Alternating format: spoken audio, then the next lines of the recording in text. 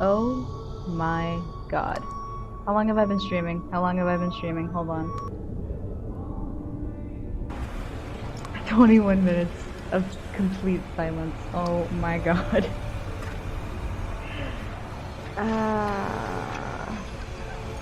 I hate it here. So let me tell you what happened, right? So I had low blood sugar and I left the last stream. I just now realized that my mic is off. I went 21 minutes, I didn't even make a sound. So I was reading this whole thing silently. That's fun. This is the Mystery Fleshpit National Park. Oh, you didn't miss all that much. Okay, so this is the Mystery Fleshpit National Park. Basically a giant animal lives in the ground. People are mining materials from it. And there is a straight up... I'm gonna show my least favorite part. I will show you my least favorite part.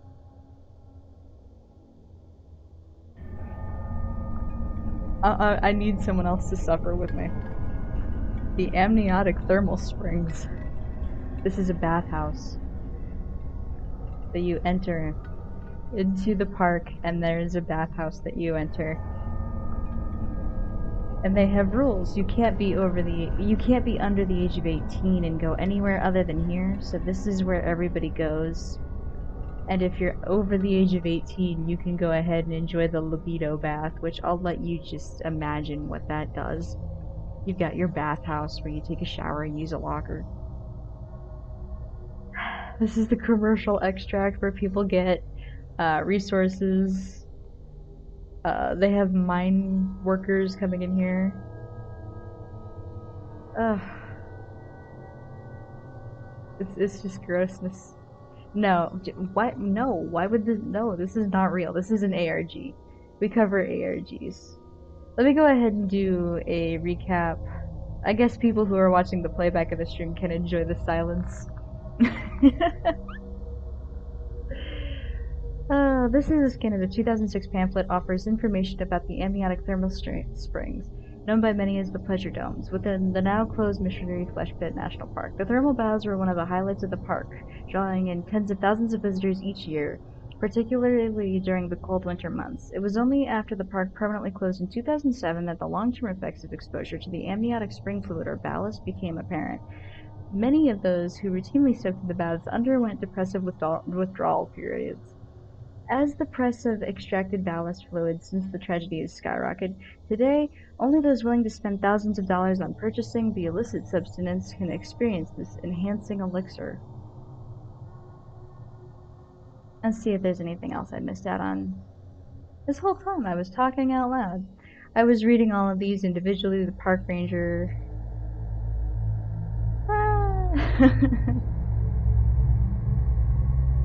It's fun. Oh, don't even think of it like that. You're not dumb. Basically, a giant animal lives in the ground. These are the tents that you use to walk around and explore the body with, which is ever so fun.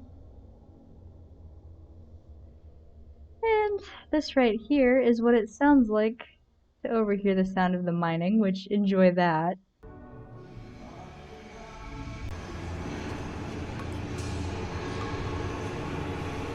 Isn't that fun? This is what it sounds like when they're getting resources from this thing. So this is an ARG, and we're just gonna browse through it. I'm thinking of doing another series where I show all the sort of things to a friend. Oh, have you or a loved one been injured after contact with the mystery flesh pit? Call the law office of Homer Liftor, the butcher, an experienced attorney who will fight for your piece of the meat. Spiritual trauma, wildlife injury, OSHA violations, wrongful digestion, sexual or industrial negligence.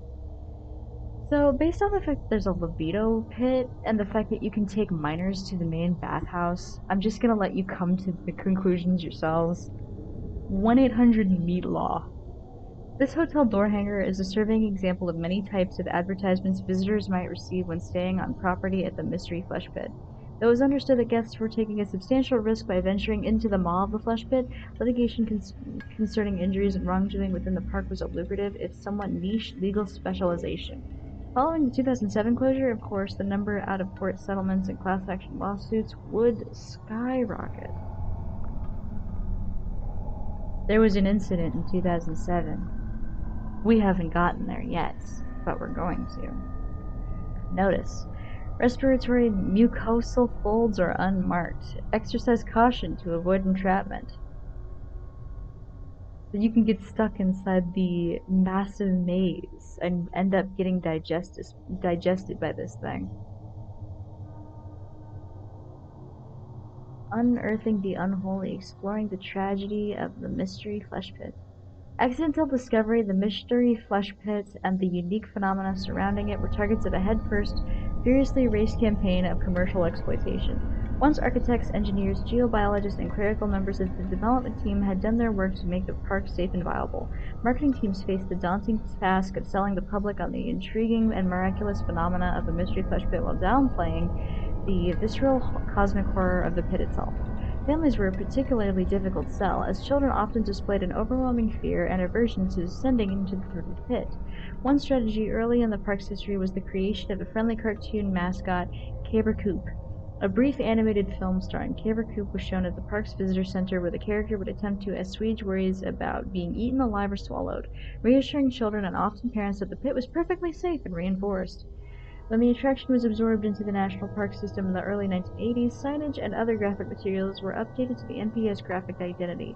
The architecture of the park's surface facilities was also expanded and renovated during the time to better fit with the natural resort image of the Mystery Flesh Pit brand, drawing inspiration from the local Santa Fe style integrated with unique bone formations within the interior of the pit, compounding this design choice. So it's some more lore on the Mystery Flesh Pit. Children were scared shitless. And here's the entrance to the Mystery Flesh Pit National Park.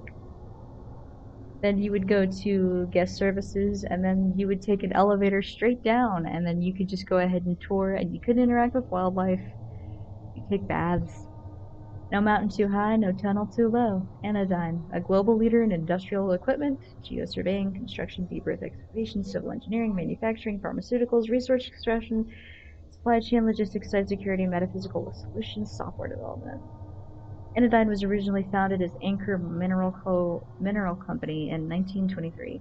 In 1958, the Anchor Mineral Co. merged with Dynamic Equipment LLC to form a new company known as Anodyne Deep Earth Mining, later changed to Anodyne. Headquartered in Arlington, Texas, and prior to its 2008 restructuring, Anodyne Corporation was the 23rd largest American company by revenue. Globally, Anodyne employed over 28,000 people. It operated 7 major research, development, and production facilities around the world, 6 of which were in the United States. The company was instrumental in the containment efforts following the 2007 disaster, but was ultimately unable to avoid a full investigation by the Commission on Geobiological Resources and Public Safety, which uncovered an alarming number of safety violations and poor management practices. In the months after the disaster, the company filed for bankruptcy, with its assets either sold or incorporated into the restructured Permian Basin Recovery and Superorganism Containment Corporation. Under heavy regulatory oversight, the primary function of the PBRCC is to monitor the Permian Basin superorganism and to produce and administer the industrial sedative necessary to prevent the organism from entering an active state. So they're keeping this thing unconscious. The BRCC also oversees damage payouts to the victims of the 2007 tragedy. So we don't know what happened in 2007 just yet, but I think we're getting closer. Here's some souvenirs. They also have a merch shop. Yeah, they got like their own Etsy and everything. I don't know about like an actual Etsy, but you know, store envy. Let me go ahead and get some water. Ooh, we're getting some more. I'm so glad that my microphone is on for this part at least. I think on the YouTube version of this video, we're just going to go ahead and crop out that first 21 minutes, and if anybody wants to see it, they can go ahead and go onto Twitch, and I'll put the link in the description. Before we get into more details about this, let's go ahead and check the chat.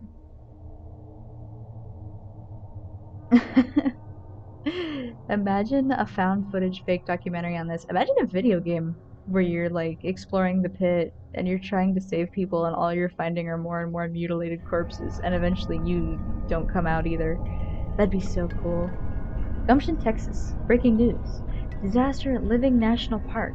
Restraints fail as massive underground creature swallows hundreds of park-goers.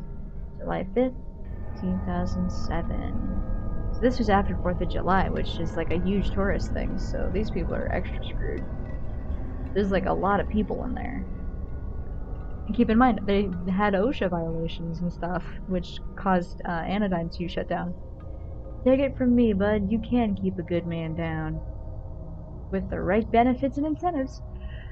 Are you tired of the humdrum of traditional forestry work? Do your daily routines feel routine? Is your life lacking a sense of thrilling adventure? Why not consider a tour with the Mystery Fleshpit Park Ranger program? The Permian Basin's superorganism natural preserve is always taking applications and offers a tremendous benefit package including PTO, full medical and dental, psychiatric, vision insurance, life insurance, early retirement eligibility, as well as ample opportunities for expedient advancement. Tackle the most challenging and rewarding assignment in the history of the park system by talking with your supervisor about a transfer to the Mystery Fleshpit today. Oh god, imagine agreeing to this. Inter-Service Recruitment Bulletin undated. Psst, if you're a fan of the Mystery Fleshpit, go check out Down the Rabbit Hole, a novel in progress that centers around a journalist piecing together the Fleshpit disaster 4 years later. Nice!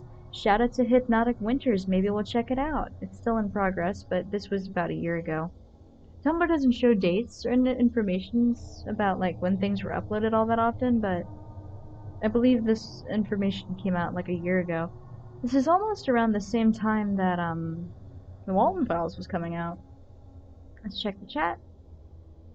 Okay, nothing new. We'll go back. I'm so sorry about that microphone incident. That really sucked on my end. It's just there's so many cicadas and stuff and bugs that I just turned off my mic so that you wouldn't hear it while I walked away for a second, and then oops, life happened. Okay. Everybody please watch your step as you're getting out of the elevator. Everybody please watch your step as you're getting out of the elevator, announced Jim Jackson. The last thing we want is for you to hurt yourself on your first step in. Jim is the first explorer and the head guide of perhaps the strangest natural attraction in the Western Hemisphere, the Mystery Fleshpit of West Central Texas. What can We had give descended you a what must have competitive been edge? several thousand feet down in a great funnel-like pit, the natural opening to the immense organic caverns. It was 10 o'clock in the morning. Upward was a rim of yellow cliffs and a splotch of turquoise sky. Downward was flesh, eternal darkness, and a deep rumbling. The elevator gate slid open and the crowd pressed onto a metal platform suspended in a great dark organic cavity. The gate closed and was locked with an ominous click. We were severed from the world, with our destinies weighing on Slippin' Jim Jackson and his staff of guides. An excursion of wonder and terror, nightmare realms and ghostly monsters, giant arteries, skyscraper muscles, and pits of hell, 4 hours of which brought us to rest in the huge chambers of the immense organism. We're 3 miles back at 2,840 feet below the surface, remarked the explorer, as he lit a cigarette that began to softly illuminate his withered face. Of course, we could go down nearly another 2,000 and maybe keep going, but we're 3 miles back. Yeah, you already said that. Before he could finish, an electrical arc burst into a vivid white light with a prolonged flash of lightning between 2 large transformer terminals. The ozone cloud dissolved, and we saw the molten ceiling high above the restrained lung-like walls staring far apart. The jolt of electricity concluded, and once more depressing darkness closed in close around the cluster of lanterns. A routine relay switching, we were assured. An engineer working nearby tells us that the routing power down here is quite the puzzle. How did you ever manage to find your way down here? I asked our guide.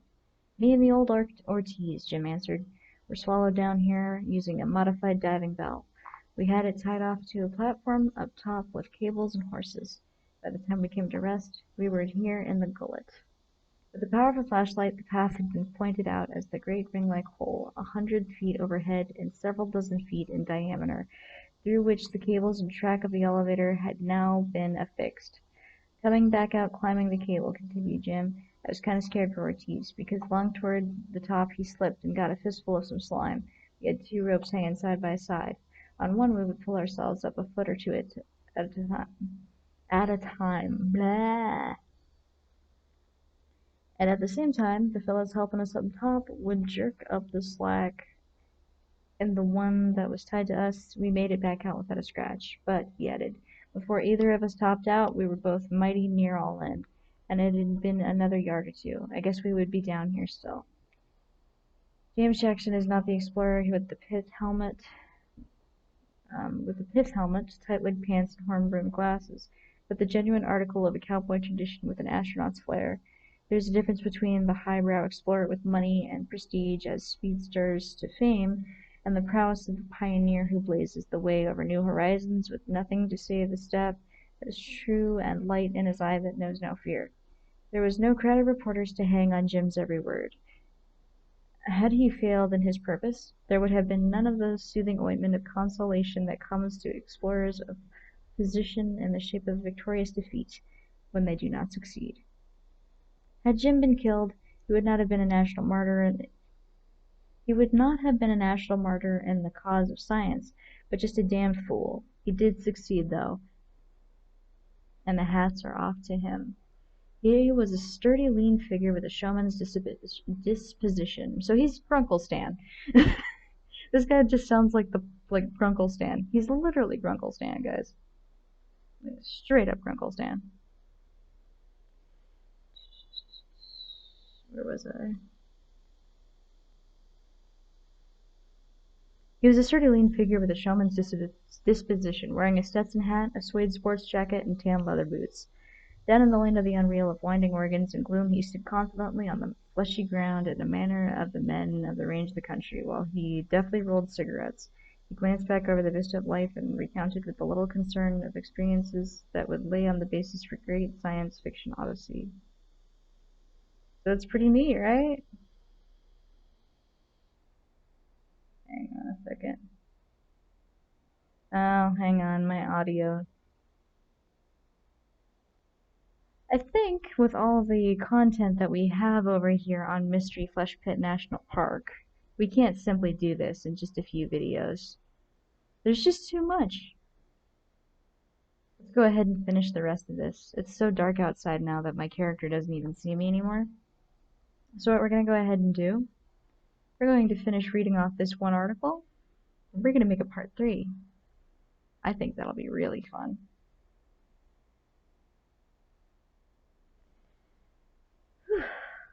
Let me just finish reading this, and we will end the stream. Down in the land of the unreal, of winding organs and gloom, he stood confidently on the fleshy ground in the manner of the men the range country, and while he deftly rolled cigarettes, he glanced back over the vista of his life and recounted with little concern experiences that would lay the basis for a great science fiction odyssey. It was learned that a mining company had conducted extensive operations in reinforcing and developing these sections of the pit so as to make it a habitable place for regular persons, said Jim. 2 years ago we lodged the first steel stent into the tissue to build these paths. We'd never bite off more than we could chew, was their maxim. Only a little at the time did they explore, and when known landmarks became firmly fixed in mind, they would push on further. 2 years ago in the early part of our visit, we had followed a safe, zigzag trail through a gruesome pit, 200 feet deep, aptly called the Septum Falls. The walls were so precipitous? I don't know. And irregular that the first attempts with no trail, without knowing what lay ahead, must have been a horror. That was the hardest part of the whole thing, Jim declared. Finally, I made it across the falls, and before I went on, I made 5 or 6 trips across, trying to find a better way. We had next followed for several blocks through a colossal hall whose ceiling often rose so high as to be out of range even the pocket searchlights. The official survey found the height to be around 300 feet, a ceiling high enough under which to stand a fair-sized skyscraper. Along there, Jim related, we just kind of felt our way as we went. I didn't think much about danger until a mile back. We ran across the skeleton of some queer thing like a sick mermaid or a monster. That nearly soured the whole business with the crew, for a while at least. I thought I'd cut it all out and say I'd seen enough, but all of a sudden I just went on and I found Thor's rib cage. What is known as Thor's rib cage was another enormous chasm of ribbed flesh walls which ebb and flow with some manner of regularity, giving the overall impression of being a chest cavity of this giant being. And for a long time I thought the rib cage was as far as it went, but one day while back there we climbed up a steep wall into that opening and followed it till it quit, and there was the pleasure domes. We spent a night and a part of 2 days wandering around up there, like being turned loose out in a canyon pasture on one long dark night, with only these electric torches for lights. During that time we started cutting open those sacks and checking out the goop inside. Mighty weird. But how did you keep from getting lost? I asked. With this, Jim replied, taking a bundle of cable line out of his satchel bag. We had to stay tethered to our air supply in those early days, and those tubes and these cables kept us from getting too far from wherever we had set up a station. Then I had up the idea of taking people through the pit to show them the sights, but I never expected to see such a crowd as all this, waving a hand at the throng. We had entered the bowels of this underworld, by a tediously long but safe steel passageway.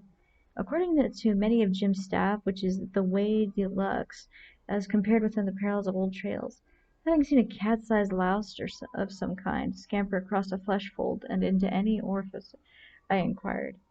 So there is life down here, then?